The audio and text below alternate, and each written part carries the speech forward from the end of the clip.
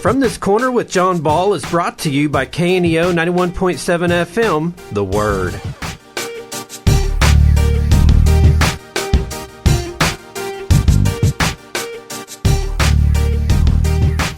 Good morning and welcome to From This Corner.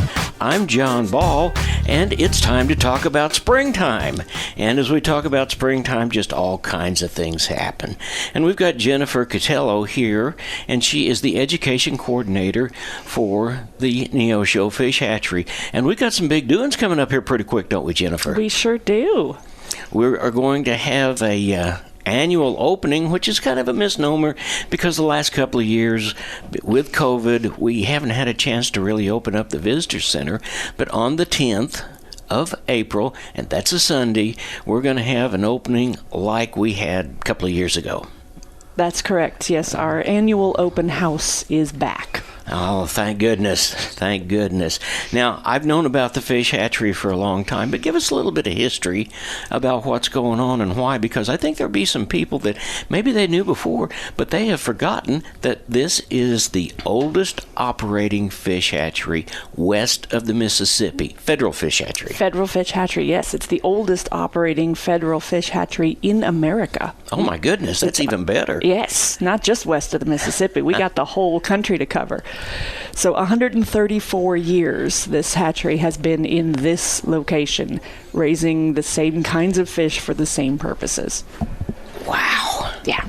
And we started out doing what we're doing now, Exactly. rainbow trout, right? Yep. We've done a variety of different fish, and we're even working on freshwater mussels now, but we also raise rainbow trout just like we did back in 1888. 1888 now. Wow, that is a long, long time ago. And we've had some great, great people come through here that have been managers of our fish hatchery. And it appears that everybody at the fish hatchery just blends right into the community. And boy, we really appreciate that. Well, we try, I suppose. It might be in the job description that you have to fit in. Well, tell me just a little bit about what's going to go on the 10th. So, yes, back to normal, so to speak, back to our annual open house. In conjunction with the Dogwood Tour is when it's usually scheduled. So this year, yes, Sunday, April 10th. Well, we've got one problem, and that problem is Roy B. Shaver, who was the guru of dogwood trees and would tell you when the dogwoods were going to bloom, unfortunately passed away here not too long ago. Oh. And I don't know if we've got anybody else to take his place, so we may not know when the dogwoods bloom and when they don't. We might not, and, it is always a gamble. But the plan, anyway, is to have this in conjunction with the Dogwood Tour. Whether that's going to be blooming or not, we'll still be out there. And we have a lot of partners and folks coming out to help celebrate the hatchery and its community. The Missouri Department of Conservation will be there, handing out free trees. That's always a big draw. I don't know if they have a lot of dogwood this year, but they do have varieties of native species for folks. We're doing hot dog lunch. There will be live music. There will be activities for the kids. We have an artist coming out to do some chalk art on the walkways around the ponds. It's just a fun day outside to celebrate spring and celebrate the hatchery. Yeah, and I'll tell you, if you haven't been to the hatchery in a while, let me tell you, long, long ago, the visitor center, which was back in the back part of the fish hatchery, burned down. The visitor center that we have now is an exact replica of the one that was there in the 60s that I knew about. Yep, it's not exact because that one was built in 1888 and we use slightly different materials these days. Okay, that's Just right. to make it safer and a little bit more efficient. In fact, the visitor center that we have now, built in 2010, is LEED certified, so it fits some pretty strict criteria for environmentally friendly and environmentally built with different materials to keep it safe. Now, my grandkids love to go to the fish hatchery. They love to go inside. Of course, there's the little store there with all the trinkets that you can buy as souvenirs, but we've actually got some fish and some mammals that are in an aquarium around there that they can look at. Absolutely, yeah. It's a nice visitor center. A lot of fish hatcheries nationwide are focused more on the mission of raising fish and not so much on the mission of educating the public. And we're very lucky here in that our visitor center is large, has these indoor tanks. There's one you can climb underneath, pop your head up in the bubble, and feel like you're in there with the endangered pallid sturgeon, and learn quite a bit about the different native fish of the area. So it's a unique visitor center. Oh, it's a great, great place, and my grandkids love to be there. Now, speaking of that, there is a little walking trail there, not walking trail because it's concrete, and you can walk around and you can see all the different things in the fish hatchery, and a lot of people actually use that for exercise. About how long is that? Yeah, it's a somewhat marked trail due to these kind of famous, iconic concrete fish that mark how you walk around counterclockwise. If you go around once, it's about a third of a mile, so 3 times around that pond area will be a mile. Okay, so you go around that, you can go around it 2/3 of a mile. Whatever you like. Go down the sidewalk, go across the street, and it connects with the walking trail into Morris Park. It does, yes, right there at the very edge of Morris Park where the road covers Hickory Creek.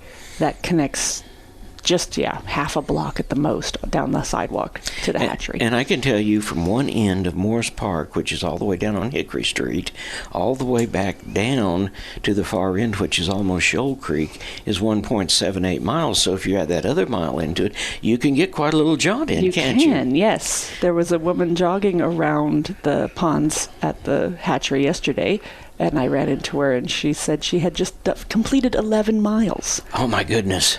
And it wasn't all at the hatchery, so she had come from somewhere else. Okay, well, speaking of Morris Park is more like Morris Park was of the old. There's rainbow trout in there. In fact, it opens on March 1st, just exactly like either Roaring River or Bennett Springs or some of those other places. And the question continues to be, why do we have to go all the way to Roaring River Hatchery or Bennett Springs or someplace like that in order to get fish when we've got the fish hatchery right here? Can you help us with that? It is a good question, and it has to do with the fact that we are a federal fish hatchery. So being federal and not state run, we tend to stock only federal areas. And currently we have an agreement with the Army Corps of Engineers to stock Lake Taneycomo.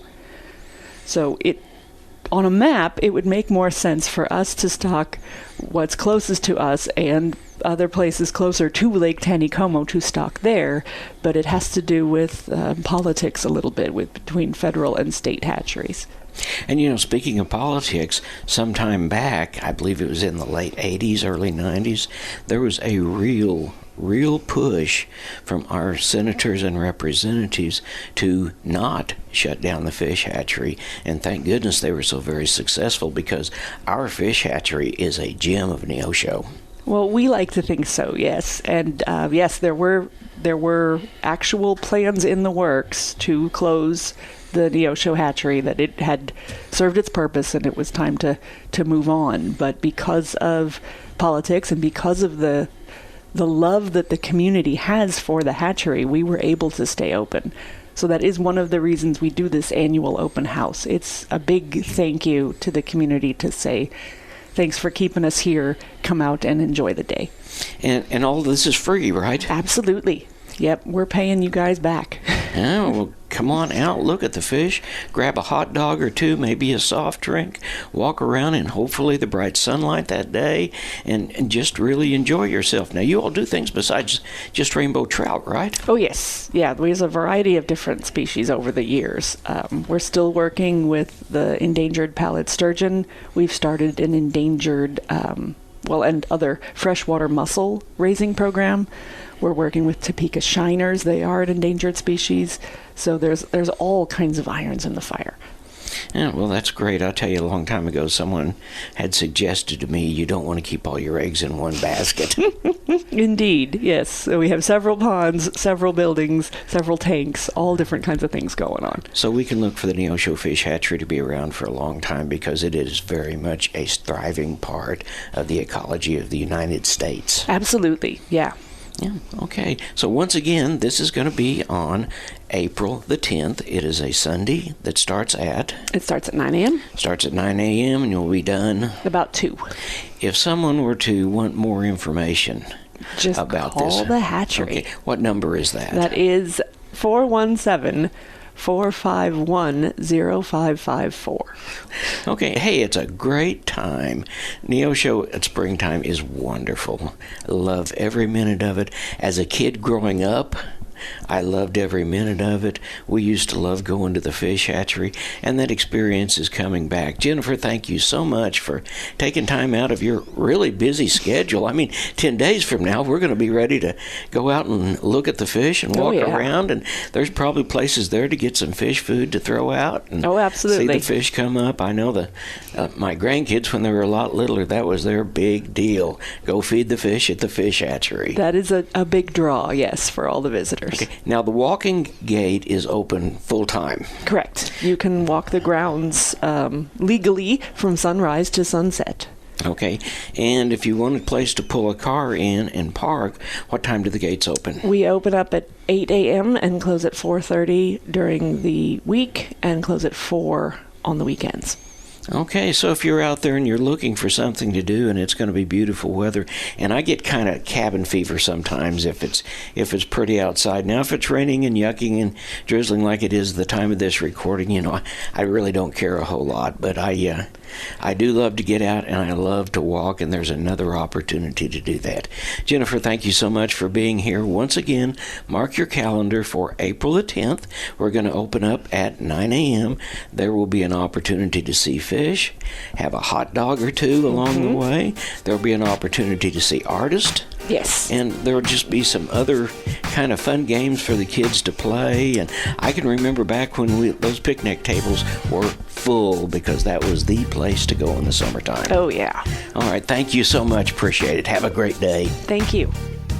From This Corner with John Ball has been brought to you by KNEO 91.7 FM, The Word. You can watch this episode and many previous episodes of From This Corner on our YouTube channel. Link to our website at www.kneo.org.